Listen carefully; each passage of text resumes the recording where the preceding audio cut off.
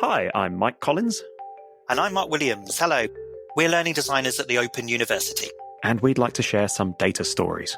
As well as tell you a bit about our work supporting module teams throughout our Analytics for Action framework. Let's set the scene. The Open University uses the Analytics for Action framework A4A. It's a process designed to allow us to make evidence-based changes to modules in presentation.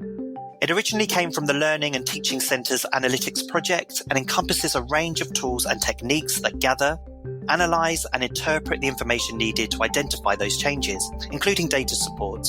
Data support is pretty popular with our module teams. It's a series of 3 targeted meetings throughout the course of a module's presentation, where the learning designer does a really detailed dig through all of the data. And that gets really detailed. And go through it with the module team. Absolutely everything: student retention, demographics, assessment scores, resource engagement on the VLE. Looking for where things are going well and can be shared as best practice. Or where things aren't quite going to plan and might need an intervention. There's a huge amount of data and factors to consider, so part of our roles as learning designers is to contextualise it, identify the themes, and bring things back to the A4A narrative. Identify, investigate, action, and then evaluate the results. Each year, we publish an internal report discussing the major themes identified. And recently, we've taken it a step further by writing up some of the threads we've explored with modules into data stories. It's a way for us to reflect on our own practice, create something shareable and more easily consumable than the heaps of data we work from, and make it easier for people to participate in the analytics conversation. Here's a couple of our data stories. After you. Thank you. I ran data support meetings with a great module team who were really enthusiastic about digging into the data. It was a well-established module, but they'd had this strange blip the previous year with one of their assessments. It was unchanged, halfway through the module, but submission rates on it were quite a bit lower than surrounding assessments, or even previous presentations for that matter.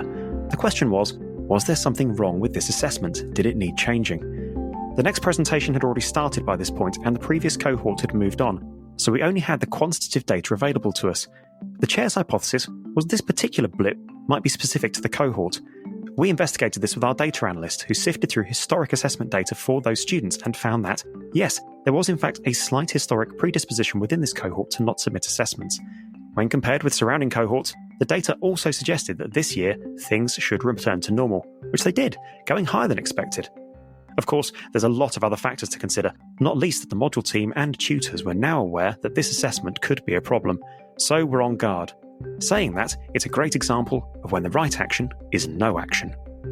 Another subject of interest on this module was student engagement with the general assessment guidance.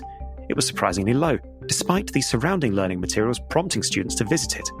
This was a bit of a worry, as we use assessment guides to give students critical information about how assessment works across the whole module, contextualise it, and point them towards relevant support. We suggested adding in repeats of the guidance alongside the assessments in assessment weeks. And when this was implemented, we're pleased to see a 9% uptick in engagement that year and 15% the following year. Identify, investigate, action, evaluate, sorted. And over to you, Mark. So I worked with a team I'd supported during the design of a module, and this was a great continuation of learner design support once the module was live and students were actually experiencing it. This created a joined-up approach that meant we could assess the design work put into place during the design phase. With some learners dropping out at the first assessment point, we were able to discuss the expectations that learners may have of the module and how this could be made clearer. The module team were interested to know where learners were coming from, and we realised that many were coming from a creative writing discipline, and so were able to discuss creative activities that could support those students.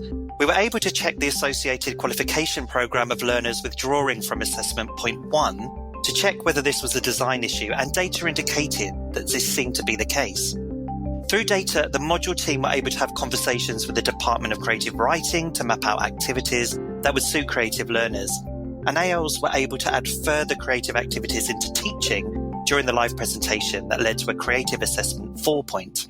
Assessment point data also led to conversations around scaffolding and support mechanisms for analytical skills during earlier points in the module. And importantly, looking at data meant that we could pinpoint aspects of the module that could really benefit from student feedback. In this case, having designed an important collaborative activity that encouraged learner independence, the team were keen to find out whether learners were enjoying this and learning from it without causing anxiety. This was especially important as it linked to an assessment point and needed to prepare learners for this.